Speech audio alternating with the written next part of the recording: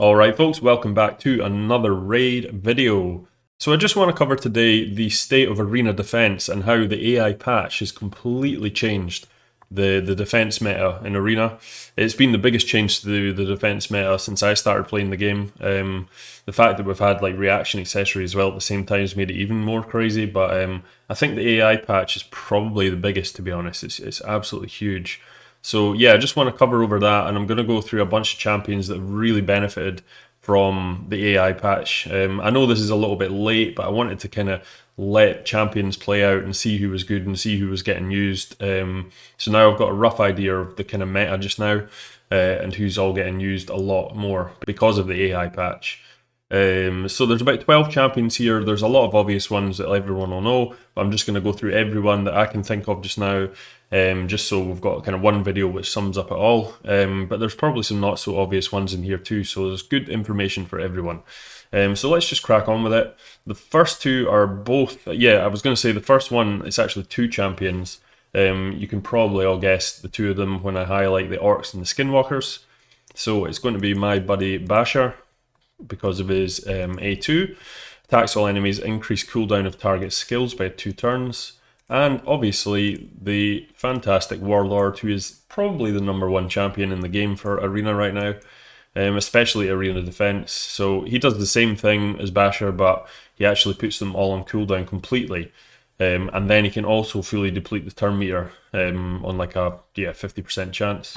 So he's insane. But the two of them, they're both very good. Basher's ability is still very good, and it is actually on a 3-turn cooldown, so it's a little faster, but it's just not as good as Warlord's. But usually if you can get one of these abilities off, it's pretty much game over. Not game over, but folk are just going to quit because they want to get quick offense wins in. So yeah, that's made this so much better because of the AI patch. They can now choose to definitely use this ability first. Same with Basher, because before their AI was really wonky. It kept going, it was you had to kind of align it perfectly with certain things happening. And now you can say, nope, I want you to use that ability and that ability only. And yeah, so that is how that has affected that. So definitely, well, not definitely, easily the top 3 in Arena just now. Kymar's definitely up there. And Basher, definitely worthy of a medal. He's a really good alternative if you don't have Warlord. He's also got block buffs, which is pretty damn good right now too, because of swift parries. Don't overlook the Basher. He's pretty damn good. So coming up next is probably the strongest change we've had to any defensive champion in the game with this AI patch, and that has been Hegemon. And so a lot of you people will know he was fringe falling out the meta for a little while there, just because he was fairly easy to deal with. People had anti-Hegemon teams set up because for a long time he was like the #1 in Arena. He was so hard to deal with, but there was loads of different ways to deal with him, especially using Molly. If you have Molly, he's pretty easy to deal with. But there's various other strategies out there as well. Using people like cleansers, like Skytouch Shaman and Immunity, things like Chris. There was loads of ways to deal with it. Even Seeker for a while when he was always critting. But now that people obviously figured out a way to deal with him, he kind of fell off a bit. But with this AI patch, a lot of people, and I mean a lot, are using the A1 instead, which is a nightmare because it attacks 2 times at random, so you can't predict it. And they obviously use Evil Eye, so that's going to decrease the turn meter of people. So it's going to completely screw up your turn order randomly, so you can't even plan anything around it. And the problem is, when you're facing a team like this, it's like 2 totally different compositions. If you go in with your standard anti-Hegemon team and it uses the A1 instead of the A2 and doesn't hit Molly, things are going to go really bad for you. So it's really tough fighting Hegemons just now because you don't actually know which one you're up against until you fight that team. But then there's nothing to say, even if you fight that team 5 times, someone could just go into their defense and change it just like that, so they could catch people out really quickly. 5 minutes from reset, change your Hegemon to favor the A1 instead of the A3.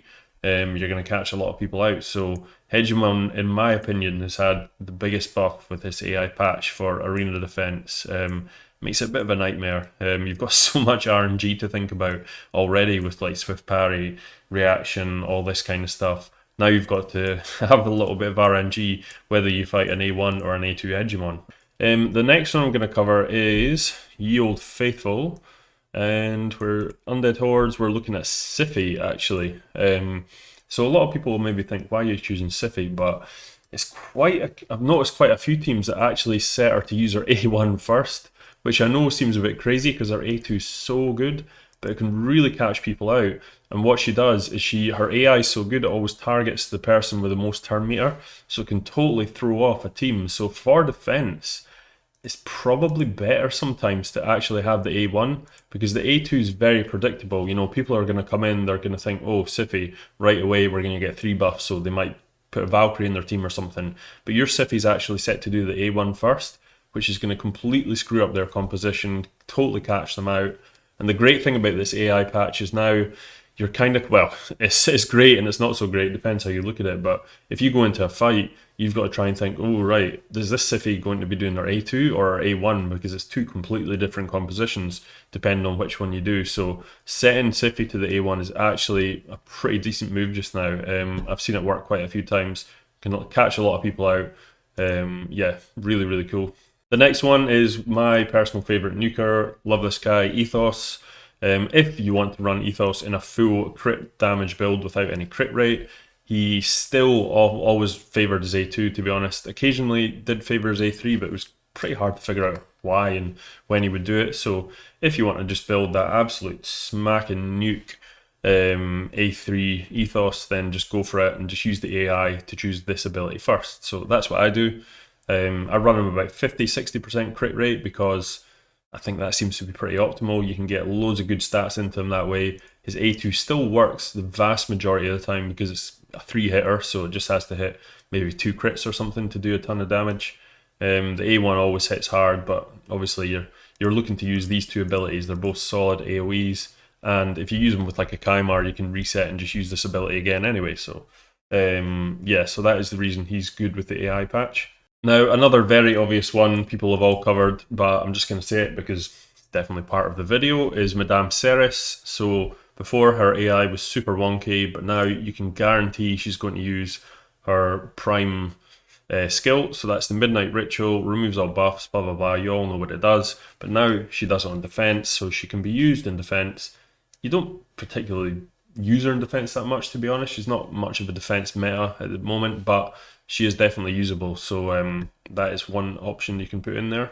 And another one, maybe not so obvious this one actually, is good old Seer. Now Seer is like the PvE queen, obviously, everyone knows that, best wave clear in the game.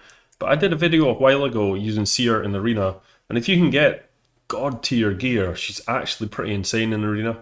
And the fact that she puts a sleep on the Karma Burn too is really good at getting around Swift Parry too. So if you can build that god tier sort of team and get her working, you can make sure she always uses Karma Burn, because occasionally she'll think that she needs to put crit rate up if she doesn't think she can kill them. But sometimes it's just a better idea to just use Karma Burn, do as much damage as you can, then see what happens with the fight. So yeah, she's actually got a little bit of a buff here on defense if you want to use her as a defense champion. I mean, I have seen people do it and it can work and can catch people out. Maybe at like top tier, it's not really going to work. But definitely gold 4, early plat, you could use Seer in a pretty solid defense strategy if you've got the gear. So coming up next, my favorite probably AI change so far actually has been for Valkyrie. So Valkyrie's been known for a while to be one of the best, if not the best, all-round champion in the game. But in Arena, she's amazing and she's very unique with this passive here, which means she can increase her turn meter every time a champion places a buff on them, the enemy one, sorry. And the enemies will have their turn meter decreased for each buff they receive. So she's really, really good at manipulating turn orders, and you can resistance tune her. That's a whole other video, but you can do loads and loads of kind of high level stuff with her. She's a great champion. But with the AI change, I've constantly set her just to use her A1 first. So I'm just going to go and quickly show you my Valkyrie. If I can jump into my champions. There's my Valkyrie. So I'm running Valkyrie in a relentless set.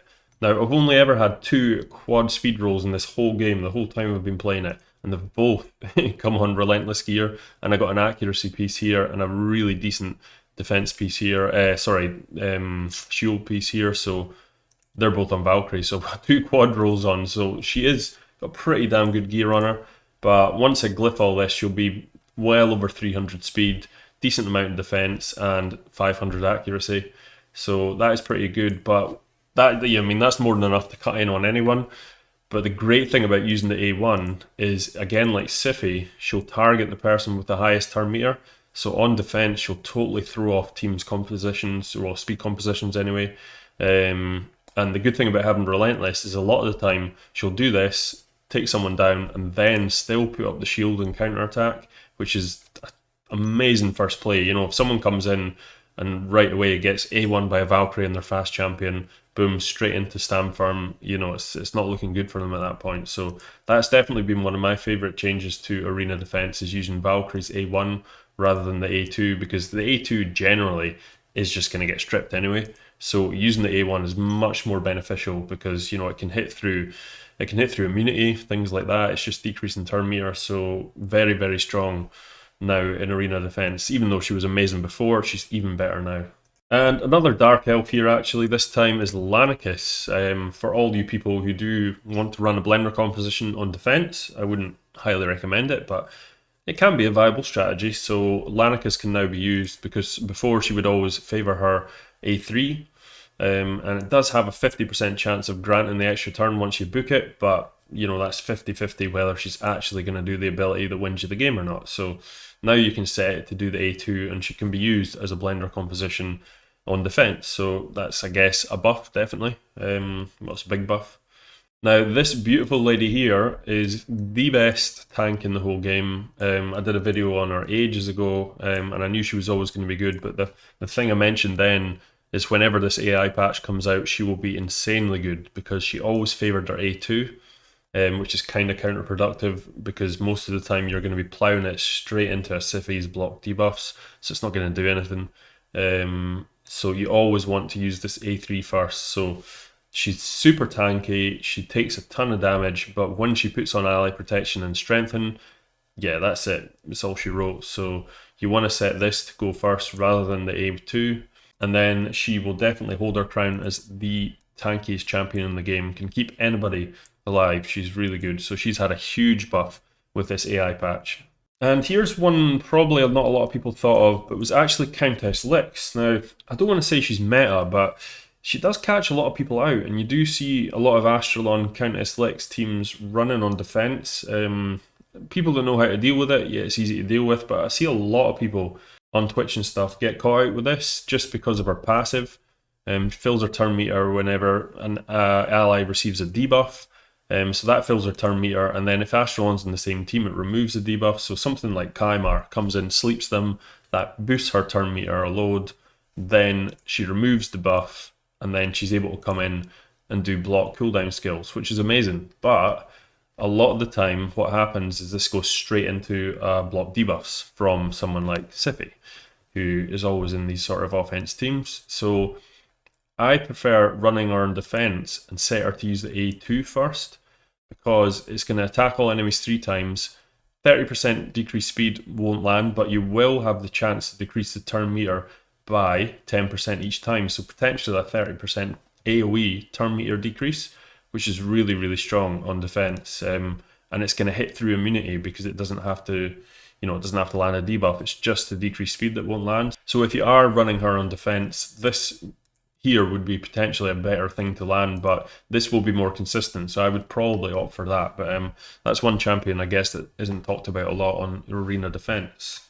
And while we're in Demon Spawn, who could forget our good friend Kandraphon, the absolute #1 best arena defense nuker in the game, just got even better, and he's so good now.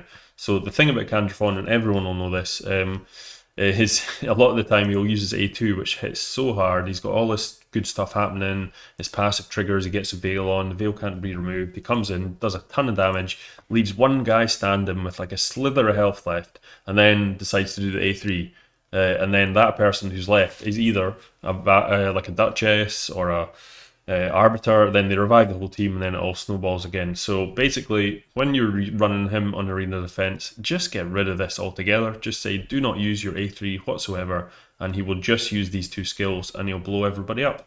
So super simple change. It's a bit of a shame as AI isn't smart enough to just figure out, you know, when the best time to use this is. But at the moment, until they do a change on him, and maybe, you know, if it's a super tanky team they're facing and he knows he can't kill them, maybe it's a better option to use that. But until, you know, it comes to the point when he will actually attack a champion with very low health and when he knows he can kill them, it's not worth using this ability, to be honest. So just cancel it out on defense. And that is pretty much all the champions I want to cover today, except for the final one, and everybody can guess who he is. He's in the Demon Spawn. He is Prince Kymar, the #1 champion in the game for me.